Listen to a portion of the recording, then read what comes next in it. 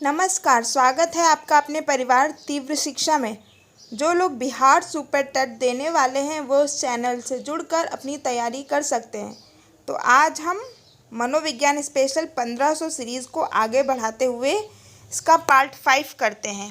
तो चलिए शुरू करते हैं। हमारा पहला प्रश्न, गेट्स के अनुसार अनुभव द्वारा व्यवहार में परिवर्तन ही है क्या? गेट्स ने सीखना, अनुभव के द्वारा व्यवहार में परिवर्तन सीखना है, यह परिभाषा किसने दी? गेट्स ने। नेक्स्ट क्वेश्चन, सीखने के पठार के निराकरण के लिए क्या नहीं करना चाहिए? ठीक है, इसमें ऑप्शन है क्या नहीं करना चाहिए। नहीं पे आप जब वहाँ क्वेश्चन करेंगे तो नहीं के नीचे अंडरलाइन जरूर कर लीजिए ताकि आपको याद रहे, यहाँ पे नहीं जरूर है। सीखने वालों को प्रेरित और प्रोत्साहित करना चाहिए। सेकंड ऑप्शन, सीखने की अच्छी विधि का प्रयोग करना चाहिए या उसे दंडित करना चाहिए। तो देखिए, इसे उसे दंडित करना चाहिए, यहाँ पे ये ऑप्शन गलत है क्योंकि क्या नहीं करना चाहिए, तो उसे दंडित नहीं करना चाहिए। ठीक है, और बाकी इनके कारणों का अध्ययन करना चाहिए। बाकी सारा ऑप्शन सही है। नेक्स्ट क्वेश्चन, जिस वक्र रेखा में प्रारंभ में सीखने की गति तीव्र होती है और बाद में यह क्रमशः मंद हो जाती है उसे कहते हैं, क्या बोलते हैं? शुरुआत में तो उसकी गति तीव्र थी लेकिन बाद में धीरे हो गई उसकी गति सीखने की, तो इसे क्या बोलते हैं? उन्नतोत्तर वक्र। ठीक है, उन्नत मतलब ऊपर उठना और फिर उत्तर यानी उतरना, है ना, ऐसे याद कर सकते हैं। ठीक है, पहले तेज थी गति, बाद में सीखने की गति हमारी धीमी हो गई, तो इसको क्या बोलेंगे? उन्नतोत्तर वक्र। नेक्स्ट क्वेश्चन, अनुबंध की प्रक्रिया में प्रथम सोपान निम्नांकित में कौन सा है? अब देखिए, अनुबंधन में प्रथम सोपान क्या है? उत्तेजना। ठीक है, यानी जब हमारा किसी चीज़ को हम देखते हैं तो पहले हमारा मन उत्तेजित होता है, तो पहला प्रथम सोपान क्या है? हमारी उत्तेजना। नेक्स्ट क्वेश्चन, निम्नलिखित में से कौन सी दशा ध्यान को आकर्षित करने की आंतरिक दशा नहीं है? क्या नहीं है? उद्दीपन की स्थिति। ठीक है, यह आंतरिक दशा नहीं है, बाकी आवश्यकता जो है ये आंतरिक दशा है। ठीक है, और आंतरिक ज़रूरत है। नेक्स्ट क्वेश्चन, संवेग की उत्पत्ति किससे होती है? मूल प्रवृत्तियों से। संवेग की उत्पत्ति मूल प्रवृत्तियों से होती है। संवेग क्या होते हैं आप लोगों को पता है?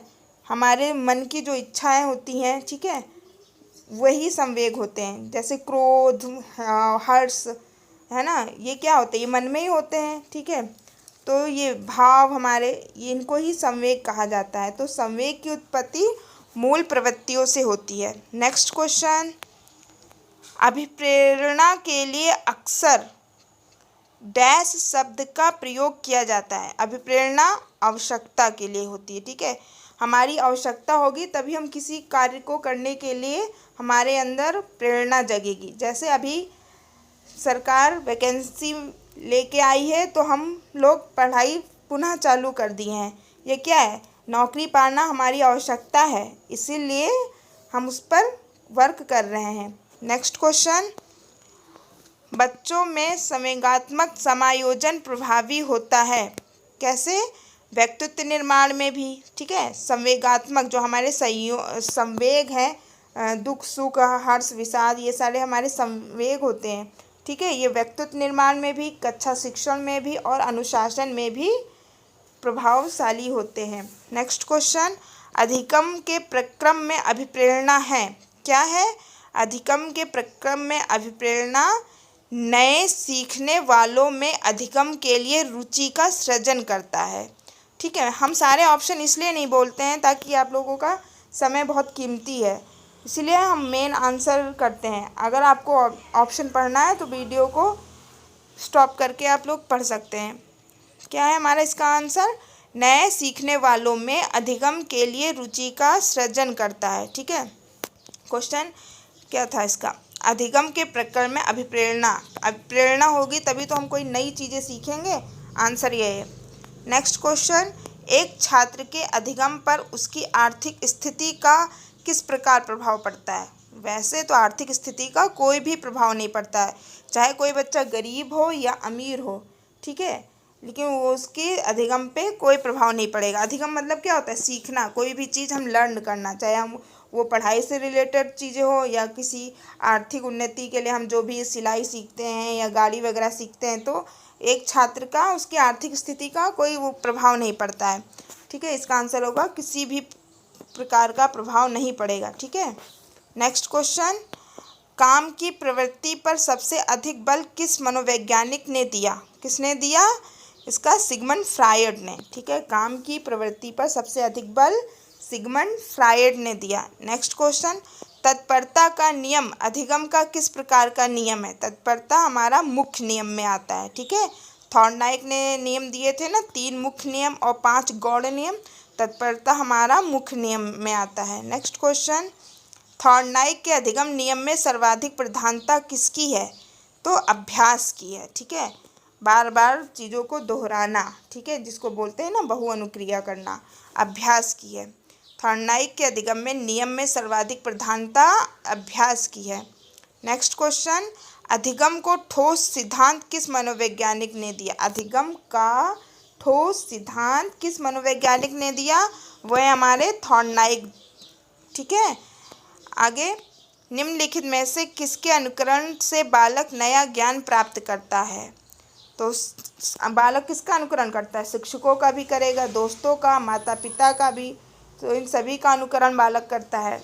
नेक्स्ट क्वेश्चन, अस्पष्टता के नियम में विचार होते हैं कैसे? जब नियम स्पष्ट नहीं होता है तो उसमें विचार क्या होते हैं? स्पष्ट। ठीक है, नेक्स्ट क्वेश्चन, सन 1889 में वुंट ने किस विधि को व्यवहारिक प्रयोग के रूप में आरंभ किया?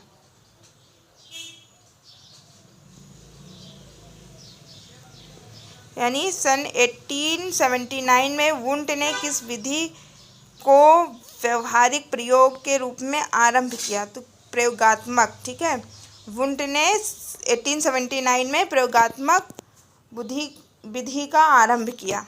नेक्स्ट क्वेश्चन, अनुभव एवं प्रशिक्षण द्वारा व्यवहार में परिवर्तन लाना क्या कहलाता है? सीखना कहलाता है। क्या कहलाता है? सीखना, यानी अधिगम।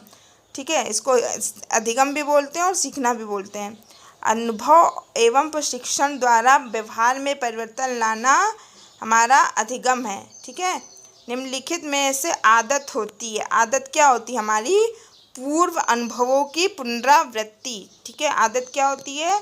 पूर्व अनुभवों की पुनरावृत्ति। नेक्स्ट क्वेश्चन, ज्ञानात्मक अधिगम, गामक अधिगम, संवेदनात्मक अधिगम क्या है? ठीक है, क्या है? पहले पूछा ज्ञानात्मक, गामक और संवेगात्मक, जो हमारा होता है ना संवेद, वो क्या है? अधिगम के प्रकार हैं। कितने प्रकार के अधिगम होते हैं? देखिए यहाँ पे क्या है, ज्ञानात्मक अधिगम, गामक अधिगम और संवेदनात्मक अधिगम। ठीक है, ये सब अधिगम के प्रकार हैं। नेक्स्ट क्वेश्चन, बीएफ स्किनर का टेटोफोन किसका आकलन करता है?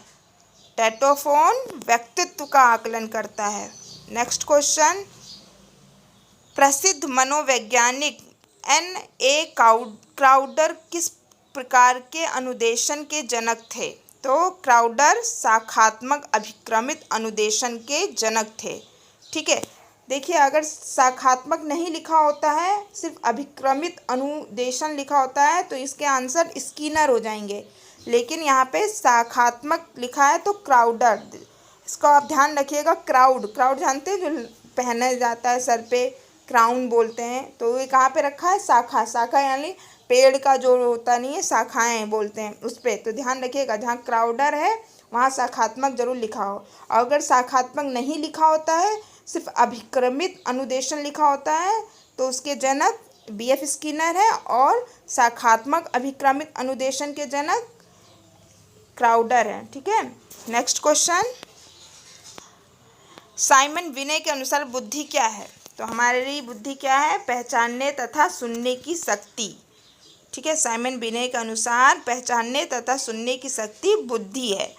नेक्स्ट क्वेश्चन, किस प्रकार के एक अध्यापिका बच्चों को बेहतर समस्या समाधानकर्ता बनने में सहायता कर सकती है? ठीक है, तो अध्यापक अध्यापिका बनेंगे तो आप लोग बच्चों की समस्याओं को कैसे सॉल्व करेंगे? तो बच्चों को विविध प्रकार की समस्याओं का समाधान करा के, ठीक है, कोई भी समस्या हो तो उनको सॉल्व करने के लिए बच्चों को मौका देना चाहिए, ठीक है। तो बच्चों को विविध प्रकार की समस्याओं का समाधान करने के मौके देना तथा हल करते समय सहायता करना, ठीक है।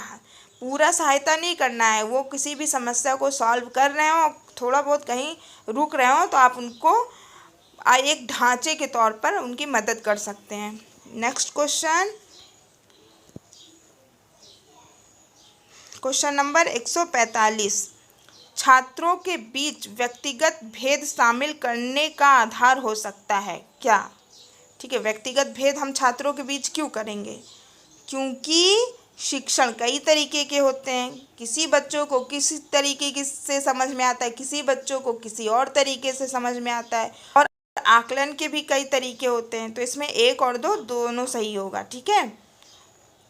इसीलिए हम व्यक्तिगत भेद शामिल करने का आधार हो सकता है, ठीक है। हर बच्चों को एक तरीके से नहीं समझ में आता है ना, सबका समझने की अलग अलग तरीके होते हैं, ठीक है। तो जिसको जिस तरीके समझ में आए टीचर को वैसे ही पढ़ाना पड़ता है। नेक्स्ट क्वेश्चन, डैश व्यक्तित्व के विकास में महत्वपूर्ण भूमिका निभाता है, ठीक है। व्यक्तित्व में अनुवांशिकता और पर्यावरण का मिश्रण होता है, ठीक है। किसी भी व्यक्तित्व के विकास में अनुवांशिकता और पर्यावरण का मिश्रण होता है, ध्यान रखिएगा। नेक्स्ट, बाह्य अभिप्रेरणा में शामिल है, बाह्य अभिप्रेरणा में क्या शामिल है हमारा? इसका आंसर होगा सारे, देखिए 1 2 3 4 यानी सभी।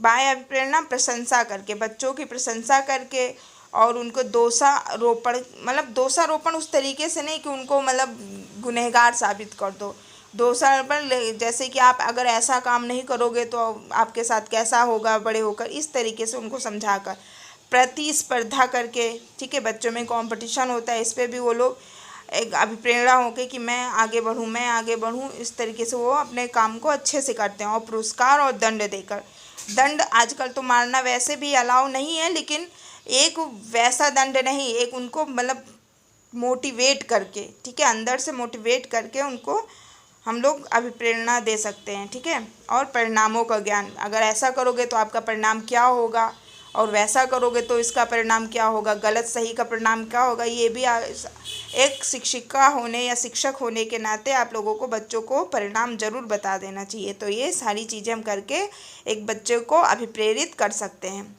नेक्स्ट क्वेश्चन, रेवेन का प्रगतिशील सांचा आरपीएम परीक्षण डैश परीक्षण का उदाहरण है, ठीक है। तो आरपीएम परीक्षण किसका उदाहरण है? संस्कृति मुक्त बुद्धि लब्धांक का, ठीक है। संस्कृति मुक्त बुद्धि लब्धांक, संस्कृति मुक्त समझते हैं जो हमारे पुराने रीति रिवाज और दुनिया भर के जो उसको क्या बोलते हैं, जिसको लोग ढोंग बोलते हैं, ये सब चले आ रहे हैं ना, तो ये रेवने ने प्रगतिशील सांचा तैयार किया, इसको बोलते हैं आरपीएम परीक्षण। तो इसका उदाहरण क्या है? संस्कृति मुक्त बुद्धि लब्धांक।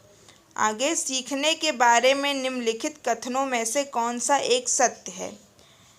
हमारा सीखना, देखिए सीखना शिक्षार्थी के पूर्व ज्ञान पर आधारित नहीं होता है, गलत, या आधारित होता है, ठीक है। थोड़ा हम जैसे हम लोग साइकिल चलाना सीखे रहते हैं तो हम लोगों को गाड़ी चलाना आसानी से आ जाता है, तो ये हमारे पूर्व ज्ञान पर आधारित होता है। ये ऑप्शन यहाँ पे लिखा है नहीं, तो ये ऑप्शन गलत होगा। सीखना एक निष्क्रिय ग्रहणशील प्रक्रिया है, नो निष्क्रिय नहीं है, सक्रिय ग्रहणशील प्रक्रिया है।